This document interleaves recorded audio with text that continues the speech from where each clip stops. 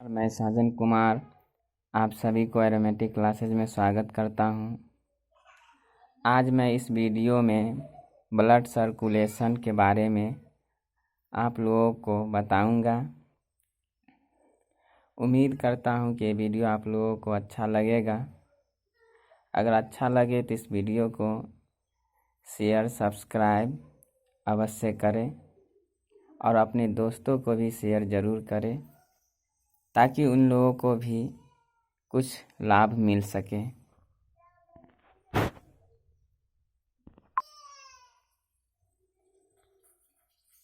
Blood circular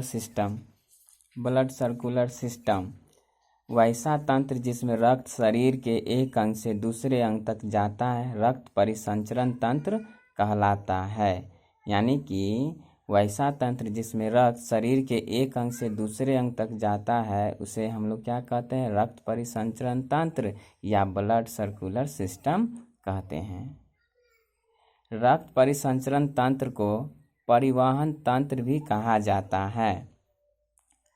रक्त परिसंचरण तंत्र की खोज विलियम हार्वे ने 1628 ईस्वी में की थी। विलियम हार्वे को रक्त परिसंचरण तंत्र का जनक कहा जाता है। यानी कि ब्लड सर्कुलर सिस्टम का फादर किसे कहा जाता है? तो विलियम हार्वे को कहा जाता है। नेक्स्ट है एंजियोलॉजी। एंजियोलॉजी दो शब्दों से मिलकर बना है, angio plus logos. Angio means blood circular and logos means study, यानी कि जीव विज्ञान की वह शाखा जिसमें हम लोग क्या करते हैं? रक्त परिसंचरण तंत्र के बारे में अध्ययन करते हैं, उसे हम एंजियोलॉजी कहते हैं। Types of blood circular system, यानी कि ब्लड सर्कुलर सिस्टम के प्रकार, यानी कि रक्त परिसंचरण तंत्र के प्रकार के बारे में है। तो रक्त परिसंचरण तंत्र दो प्रकार के होते हैं। फर्स्ट है ओपन ब्लड सर्कुलर सिस्टम और सेकेंड है close blood circular system. Open blood circular system यानी कि खुला रक्त परिसंचरण तंत्र। तो ओपन ब्लड सर्कुलर सिस्टम यह अल्प विकसित जीवों में पाया जाता है, यानी कि जो थोड़ा विकसित होता है उसमें कौन सा ब्लड सर्कुलर सिस्टम पाया जाता है? तो ओपन ब्लड सर्कुलर सिस्टम पाया जाता है। जैसे तिलचट्टा है, तो तिलचट्टा में कौन सा ब्लड सर्कुलर सिस्टम पाया जाता है? तो ओपन ब्लड सर्कुलर सिस्टम, यानी कि खुला रक्त परिसंचरण तंत्र। सेकेंड है close blood circular system. Close blood circular system यानी बंद रक्त परिसंचरण तंत्र। तो यह विकसित जीवों में पाया जाता है, जैसे स्तनधारी जीव, मछली वर्ग इत्यादि। यानी कि जितना भी विकसित जीव है उसमें कौन से सर्कुलर सिस्टम होता है? तो क्लोज ब्लड सर्कुलर सिस्टम होता है। नेक्स्ट है हार्ट, हृदय। हृदय एक मांसल संरचना होती है। हृदय के लिए प्रयुक्त शब्द कार्डियक होता है। हृदय चारों ओर से झिल्ली से घिरी होती है। यहाँ पे गिरी लिखा चुका है, टाइपिंग मिस्टेक है, आप लोग इसे गिरी ना समझे, घिरी होती है, जिसे पेरिकार्डियल झिल्ली या पेरिकार्डियल मेम्ब्रेन कहा जाता है। यानी कि हृदय चारों ओर से एक झिल्ली के द्वारा घिरा होता है, जिसे पेरिकार्डियल झिल्ली या पेरिकार्डियल मेम्ब्रेन कहा जाता है। झिल्ली को ही मेम्ब्रेन कहा जाता है। हृदय दोहरी झिल्ली से घिरी होती है, आंतरिक झिल्ली तथा बाहरी झिल्ली। आंतरिक झिल्ली यानी कि inner membrane and outer membrane. हृदय के आंतरिक झिल्ली को इनर पेरिकार्डियल मेम्ब्रेन या आंतरिक पेरिकार्डियल मेम्ब्रेन कहा जाता है। यानी हृदय जो दोहरी झिल्ली से घिरी होती है तो उसके आंतरिक जो झिल्ली होती है उसे इनर पेरिकार्डियल मेम्ब्रेन कहा जाता है। और दूसरा जो सबसे बाहरी झिल्ली जी होती है उसे क्या बाहरी पेरिकार्डियल झिल्ली या आउटर पेरिकार्डियल मेम्ब्रेन कहा जाता है। हृदय के दोनों झिल्लियों के बीच एक खास प्रकार का द्रव भरा होता है, जिसे पेरिकार्डियल द्रव या पेरिकार्डियल फ्लूइड कहा जाता है। यानी कि हृदय के जो दोनों झिल्ली है, आंतरिक झिल्ली और बाहरी झिल्ली, उन दोनों झिल्लियों के बीच एक खास प्रकार का द्रव पाया जाता है। उस द्रव को हम लोग क्या कहते हैं? पेरिकार्डियल द्रव या पेरिकार्डियल फ्लूइड कहते हैं। यही द्रव है जो हृदय को आघात से बचाता है, यानी कि किसी भी वस्तु से चोट लगने से इसको क्या करता है? हृदय को यह रक्षा करता है। अगर फ्लूइड नहीं हो दोनों झिल्लियों के बीच तो दोनों झिल्ली आपस में सट सकता है, और सटने के कारण क्या हो सकता है? हार्ट अटैक भी आ सकता है। यानी कि फ्लूइड ही है जो हृदय को आघात से प्रोटेक्ट करता है, यानी कि रक्षा करता है। हृदय मानव शरीर के दोनों फेफड़ों के बीच में स्थित होता है, यानी कि हार्ट जो है वह मनुष्य के दोनों लंग्स के बीच में स्थित होता है, और जिस जगह पर यह रहता है उस जगह को मीडिया स्टीनम कहा जाता है। अगर पूछा जाए कि अगर हृदय फेफड़ों के किस भाग में रहता है तो फेफड़े के दोनों बीच के मीडिया स्टीनम जगह का नाम है, वहाँ पर यह स्थित होता है। हृदय रक्त को मानव शरीर के विभिन्न अंगों तक पहुंचाने का कार्य करता है, इसीलिए इसे पंपिंग स्टेशन या पंपिंग मशीन भी कहा जाता है। हृदय का काम है, वर्क है, ब्लड को शरीर के यानी कि शरीर बॉडी के विभिन्न पार्ट तक पहुंचाने का काम है। इसीलिए हार्ट को यानी कि हृदय को पंपिंग स्टेशन या पंपिंग मशीन कहा जाता है। एक स्वस्थ मनुष्य के हृदय का वजन 300 से 350 ग्राम होता है। नेक्स्ट है कार्डियोलॉजी। कार्डियोलॉजी दो शब्दों से मिलकर बना होता है, cardio plus लोगस। Cardio means heart और लोगस मीन्स क्या होता है? स्टडी होता है। तो यानी कि जीव विज्ञान की वह शाखा जिसके अंतर्गत हृदय के बारे में हम लोग क्या करते हैं? अध्ययन करते हैं, उसी को कार्डियोलॉजी कहा जाता है।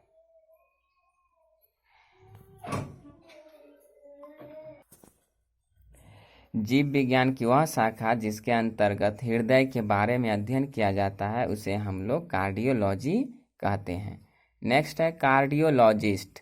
तो कार्डियोलॉजिस्ट किसे कहते हैं? तो हृदय रोग विशेषज्ञ को कार्डियोलॉजिस्ट कहा जाता है, यानी कि हृदय संबंधी रोग को जो इलाज करता है, यानी कि जो डॉक्टर हृदय संबंधित रोगों के बारे में जो इलाज करता है उसे हम लोग क्या कहते हैं? कार्डियोलॉजिस्ट या हृदय रोग विशेषज्ञ कहते हैं। नेक्स्ट है इलेक्ट्रोकार्डियोग्राम यानी कि ईसीजी। हृदय की क्रिया विधि को मापने वाले यंत्र को इलेक्ट्रोकार्डियोग्राम या ईसीजी कहते हैं। यानी कि अगर पूछा जाए कि ईसीजी क्या है तो हृदय की क्रिया विधि को यानी कि मैकेनिज्म ऑफ हार्ट को मापने वाले यंत्र को, इंस्ट्रूमेंट को इलेक्ट्रोकार्डियोग्राम या ईसीजी कहते हैं। प्रकृति में सबसे ज़्यादा हृदय केचुआ में पाया जाता है। यानी कि अगर पूछा जाए कि प्रकृति में सबसे ज़्यादा हृदय किस जीव में है, यानी कि किस में पाया जाता है, तो केचुआ में पाया जाता है। केचुआ में 8 हृदय होता है, यानी कि केचुआ जो है उसमें कितने हृदय होता है? तो 8 हृदय होता है। तिलचट्टा यानी कि कॉकरोच के हृदय में 13 चैम्बर होता है। कॉकरोच यानी तिलचट्टा जो है उसमें कितना चैम्बर होता है? तो 13 चैम्बर होता है। मछली के हृदय में 2 कक्ष यानी चैम्बर होता है, एक आलिंद और एक निलय। अगर पूछा जाए कि मछली के हृदय में कितने चैम्बर यानी कि कितने कक्ष होते हैं, तो 2 होता है। कौन होता है? एक आलिंद होता है और एक निलय होता है। मेढक के हृदय में 3 चैम्बर होता है, यानी कि मेढक के हृदय में कितने चैम्बर होते हैं? तो 3 चैम्बर होते हैं। नेक्स्ट है विश्व में सर्वप्रथम हृदय प्रत्यारोपण डॉक्टर क्रिश्चियन बर्नार्ड ने किया था। यानी कि विश्व में सबसे पहले हार्ट ट्रांसप्लांट किसने किया था? कौन से डॉक्टर किए थे? तो डॉक्टर क्रिश्चियन बर्नार्ड ने किए थे विश्व में। और भारत में कौन किए थे हार्ट ट्रांसप्लांट? तो डॉक्टर वेणुगोपाल ने किए थे। डॉक्टर पी वेणुगोपाल ने किए थे। कहाँ किए थे? दिल्ली एम्स हॉस्पिटल में किए थे। मानव के हृदय में 4 चैम्बर होता है, यानी 2 आलिंद तथा 2 निलय। यानी कि मानव के हृदय में 4 चैम्बर यानी 4 कक्ष होता है, 2 ऑरिकिल होते हैं और 2 वेंट्रिकिल होते हैं। आलिंद को हम लोग ऑरिकिल कहते हैं और वेंट्रिकिल यानी निलय कहते हैं।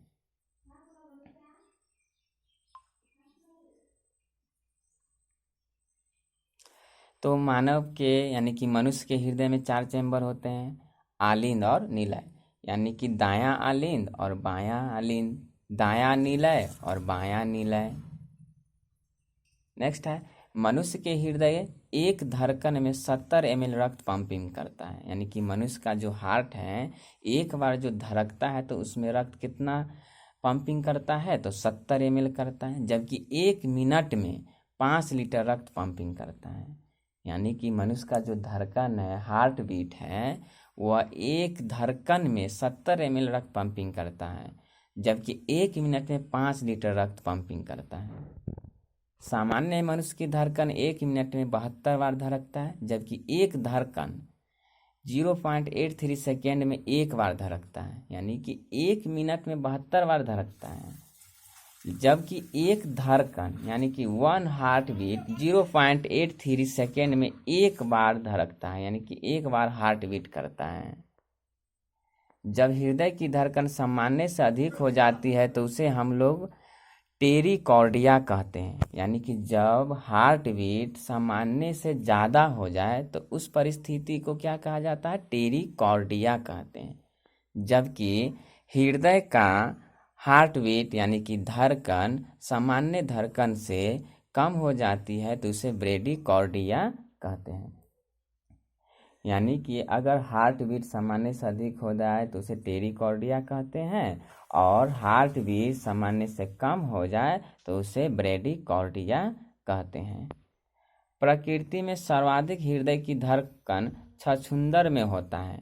यानी कि प्रकृति में सर्वाधिक हृदय की धड़कन छछूंदर में होता है। 1 मिनट में लगभग 625 या 628 बार धड़कता है। यानी कि सबसे ज़्यादा हार्ट बीट किसको होता है, तो छछूंदर में होता है। 1 मिनट में लगभग 625 या 628 बार धड़कता है। नेक्स्ट है, प्रकृति में सबसे कम हृदय की धड़कन ब्लू व्हेल मछली में होता है। यानी कि सबसे कम ब्लू व्हेल मछली में और सबसे अधिक छछूंदर में।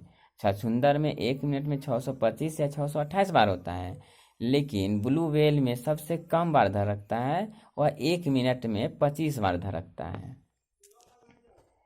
नेक्स्ट है ब्लड वेसल्स यानी रक्त वाहिनी। तो ब्लड वेसल्स किसको कहते हैं, कि वैसे पथ जिससे होकर रक्त का प्रवाह होता है उसे रक्त वाहिनी या ब्लड वेसल्स कहा जाता है। यानी कि जिससे होकर ब्लड का प्रवाह होता है उसे ब्लड वेसल्स या रक्त वाहिनी कहा जाता है। नेक्स्ट है टाइप्स ऑफ ब्लड वेसल्स। तो ब्लड वेसल्स के 3 प्रकार होते हैं। यानी कि रक्त वाहिनी के 3 प्रकार होता है। फर्स्ट है धमनी यानी कि आर्टरी, सेकेंड है सीरा यानी वेन, थर्ड है केसिका यानी कैपिलरी। तो ऑक्सीजनेटेड ब्लड, ऑक्सीजनेटेड ब्लड यानी कि ऑक्सीजनित रक्त या शुद्ध रक्त कहा जाता है। तो ऑक्सीजनेटेड ब्लड को ही शुद्ध रक्त कहा जाता है या ऑक्सीजनित रक्त कहा जाता है। तो देखते हैं कि ऑक्सीजनेटेड ब्लड होता क्या है। तो वैसे रक्त जिसमें ऑक्सीजन की मात्रा अधिक हो तथा कार्बन डाइऑक्साइड की मात्रा कम हो उसे ऑक्सीजनेटेड ब्लड या शुद्ध रक्त या ऑक्सीजनित रक्त कहा जाता है। यानी कि जिस रक्त में ऑक्सीजन की मात्रा अधिक होती है और कार्बन डाइऑक्साइड की मात्रा कम होती है तो उस रक्त को हम लोग क्या कहते हैं, शुद्ध रक्त कहते हैं या ऑक्सीजनेटेड ब्लड कहते हैं। नेक्स्ट है डीऑक्सीजनेटेड ब्लड यानी कि अशुद्ध रक्त या अशुद्ध रक्त। वैसे रक्त जिसमें कार्बन डाइऑक्साइड की मात्रा अधिक होती है तथा ऑक्सीजन की मात्रा कम होती है उसे हम लोग डीऑक्सीजनेटेड ब्लड या अशुद्ध रक्त कहते हैं।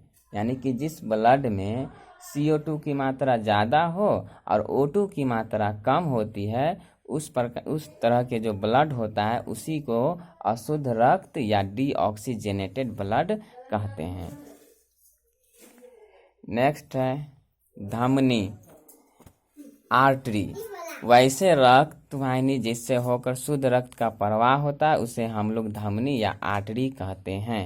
यानी कि जिस रक्त वाहिनी से होकर शुद्ध रक्त यानी कि ऑक्सीजनेटेड ब्लड का फ्लो होता है, प्रवाह होता है, उस तरह के जो ब्लड वेसल्स होता है उसे आर्टरी या धमनी कहा जाता है।